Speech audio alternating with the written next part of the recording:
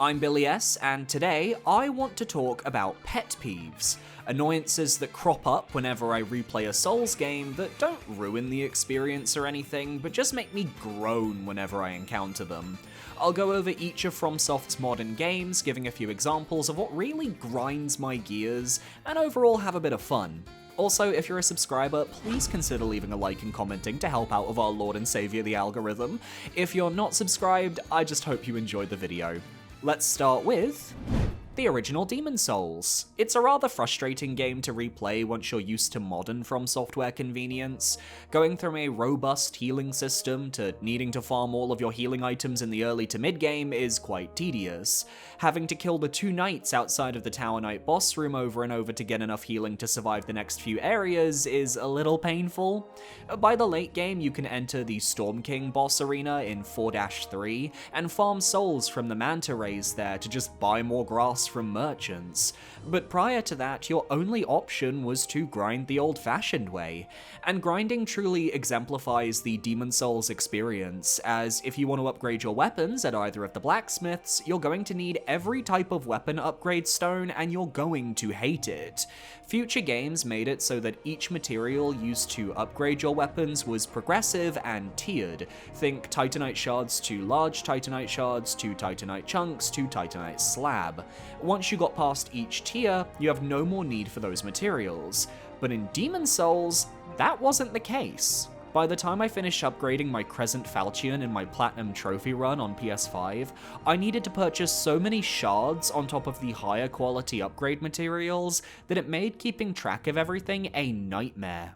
Thank God this was streamlined in future games. And lastly, I love the concept of world tendency and the difference between body and soul form, but did we really need to halve the player's health bar when in soul form, to the point where it's basically required to wear the cling ring to have any form of defense? You're encouraged to play the game in soul form, as dying in human form only makes your current archstone harder, but that means either playing the game with half health or taking up one of your two coveted ring slots with the cling ring. Dark Souls 2 solved this issue though by implementing the reduced HP mechanic, but at a progressive rate for each death you took. So going from that game to Demon's Souls is a real shock, let me tell you. Dark Souls doesn't have as many major gripes for me to complain about, but I do still have some nitpicks for this game I want to get off my chest. I'm going to avoid the usual suspects like the second half of the game, or reused enemies and bosses in later levels, because that's like beating a dead horse and those are more than just nitpicks. So let's start with some boss arena related issues. Why is this the only game in the series that forces you to take damage when you enter certain fights? Stray Demon and Gravelord Nito have you dropping down a height that causes unavoidable fall damage, which is just straight up rude, especially in the case of Stray Demon when you won't be expecting it on a first playthrough due to the surprise of the fight. Then, with both Stray Demon as well as Seif the Scaleless, you also run the risk of enemies following you into the boss arena. For Stray Demon, there are some pesky hollows who won't hesitate to jump down and give you the smackdown, while for Seif the Scaleless, your first attempt will almost always have at least one clam join the fight if you didn't kill them prior to entering. My partner was replaying through Dark Souls last week and he actually had 2 clams sneak into the boss fight. Speaking of Seif, is there a reason why the surfaces of some of the crystal cave geometry are so slippery? Crossing these crystals mid-level makes me feel like 99% of the surface is coated in banana peels and I just need to get lucky and minimize the damage. Even worse when the game wants you to fight on them at the same time. Then we dip down to the Great Hollow for a little more silly collision jankiness, as when climbing up from Ashe Lake, there's this little platform here that you should be able to walk up, except something is very wrong with the programming, as you can't. You have to roll at an awkward angle to get past the clipping, which I've always found obnoxious.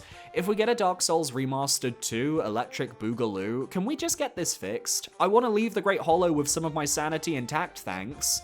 Lastly, and this is truly a nitpick and not a complaint, going back to Dark Souls after playing modern Souls and Souls-likes really reminds me that 4-directional rolling used to be the norm. We actually lived like this. Obviously, this works wonderfully in the context of Dark Souls and helps keep the game flow nice, balanced, and slow, but I'm also guilty of trying to dodge in ways that are literally impossible because I'm so used to modern Souls conventions. A real skill issue for Billy S.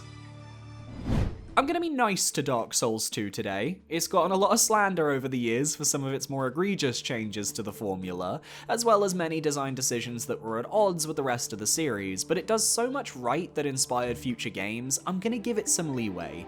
I will still nitpick though, because this is a nitpicky video.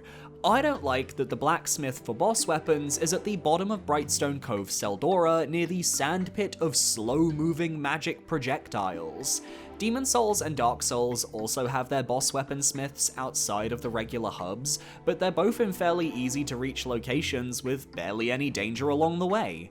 Ornifex, meanwhile, is a crow-harpy hybrid who is set up at the lowest point of a town filled with giant spiders. Giant spiders in media have often fed on birds as a subversion to their IRL nature.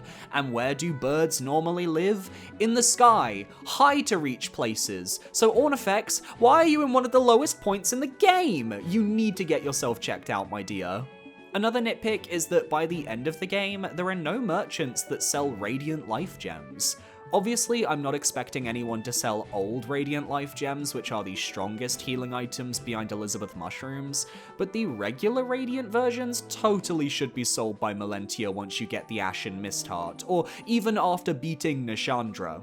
Sure, you can do the farming method in Aldia's Keep to get infinite bonfire ascetics and Elizabeth mushrooms from 2 of the hollows there, but that takes a while. I'd rather just spend a bunch of souls on a Radiant Life Gem, and instead I'm stuck with the basic variant. Meh. I'm also just not a fan of all the slowed down animations for healing and item consumption in general. That's not to say it's bad. On the contrary, I think Dark Souls 2 is balanced around learning when to heal and when to use your items. But where Dark Souls gives you a tiny bit of leeway in healing despite also having slow animations, Dark Souls 2 is way more punishing. You just get killed more often when you're trying to heal. And I'm the type of player who needs to be in the right mindset to be able to handle constantly dying due to mismanaged healing. I'd say I'm just used to the crutch of faster heals in later games, which is true, but that's what this video is for. It's me talking about my frustration and trouble points when I replay these games, and Dark Souls 2 healing has and always will be a problem for me. I'm not going to talk about blood vials for Bloodborne. We've all talked about it to death, and after your first playthrough, you should be good enough at the game to stock up enough blood echoes to purchase those vials from the store in the Hunter's Dream. But that does leave me in a tough spot. Bloodborne is my favorite Soulsborne game, so I don't really have any major grievances or nitpicks to air out. I realize this is likely due to just bias from my part. I really love this game, but if I had to make some complaints, I think that the Crow of Canehurst is too hard without cheese methods and is too punishing to fight normally. In fact, I do not blame Eileen in the slightest for getting her shit rocked here. We've all been there. I voiced opinions that Bloodborne's endgame is its weakest point, not including DLC of course. The stretch from Yahar Ghul to Murgo's Wet Nurse is about as dull as the game gets, and I just don't care for anything in that stretch. I think the giant spider needs to be deleted, effective immediately, and speaking of spiders, I despise the Bell Maidens in the Chalice dungeons who will constantly spawn red spiders until you find and kill them. So if you're taking your time, you could get overwhelmed by a horde of arachnids, and as someone with arachnophobia, it is my worst nightmare. I'm also not the biggest fan of blood gem farming. I've never cared for those upgrade systems where it's like, plus 5% to fire damage, plus 3% to criticals when you're hopping on one foot and singing the national anthem of Japan. It's the same issue I have with Team Ninja's games, where the loot aspect just does not intrigue me in the slightest. It's not bad in Bloodborne, and it gives the Chalice dungeons a reason to exist because that's where most of the farming happens for better blood gems, but it's a mechanic I would rather not interact with outside of the very basics. While I love Dark Souls 3, I've been very clear from the start that it's a game I really struggle to replay, because I think the opening third is a very slow experience. Every area is quite expansive, and the ones that aren't, like Crucifixion Woods, have some tedious enemies to face. It makes me less likely to want to replay the game because I'd rather go play something where I'm not exhausted going through the opening levels. The color palette is also dreary. It makes sense with Dark Souls 3's atmosphere and story, but it's just not my cup of tea, and I'm practically begging for the saturation sliders to be turned up just a little bit. Maybe 10% higher, give me a little flash of warmth, I swear it won't change the game all that much. Something else I found really annoying though was the Ashen Estus Flask. This is something that was actually addressed recently in a Dark Souls Archthrones devlog. They're an upcoming mod for Dark Souls 3 that has scrapped the Ashen Estus Flask and made restoring focus part of your regular kit when landing attacks and other actions. Which made me think, yeah, it's kind of annoying in Dark Souls 3 when they introduce all these new weapon skills, but you have to dedicate an entire flask just to refilling the bar when you run out of focus. This is something that continued into Elden Ring, but at least in that game you can refill those flasks by clearing out enemy encampments, which makes your healing and mana potions last longer. In Dark Souls 3, that's not really an option. Allocation is your only opportunity to get more mana potions, but that means you don't get to heal as much, which I just think is a bit unfair. It's a pet peeve that got solved in a later game. And you know what, let's hit some low-hanging fruit. Bonfires that appear after you kill a boss are a good idea, but putting more bonfires seconds after them makes no sense. Dragon Slayer armor to Grand Archives, you will always be famous, but I'd also put the Crystal Sage bonfire leading to the bonfire outside the cathedral as another example. There's barely any level and only 3 enemies between those 2 bonfires. They should have just designed the next stretches of level post-boss fight with the bonfire you get from the boss in mind.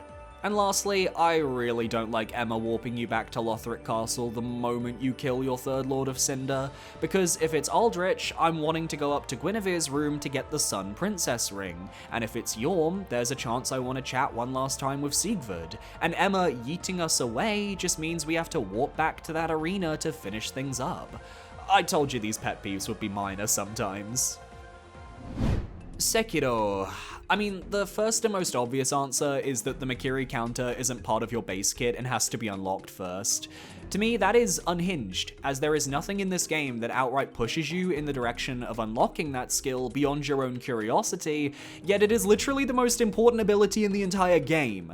It is the only way to handle a very specific set of enemy thrusting unblockables, and without it, you're at a severe disadvantage, so why make us learn it? Experience is also a bit of a nightmare for me. I don't like farming for experience when I know one death will set me back all that way. In a game where it's much easier to accidentally get killed through a few missed inputs, it is extremely punishing that death will make you lose every bit of experience you have earned in your current bar. Not to mention, every level gets more expensive, so if you've purchased a bunch of skills you didn't end up using, you could be grinding for a while to get skills you actually want. It's enough to make you just want to restart the whole game, I'm gonna be honest. It's the worst part of Sekiro, and I hope they never use that mechanic ever again, or at least make it far less punishing next time. Now, I love consumables, but I do think Sekiro locking the ability to properly deal with certain enemy types behind divine confetti can give off the wrong impression to players. I've seen a lot of Sekiro playthroughs where people run out of confetti, vow to never fight a headless or a Shichiman warrior again, and even after getting the tally board in Fountainhead that makes confetti purchasable at stores, they still never go back.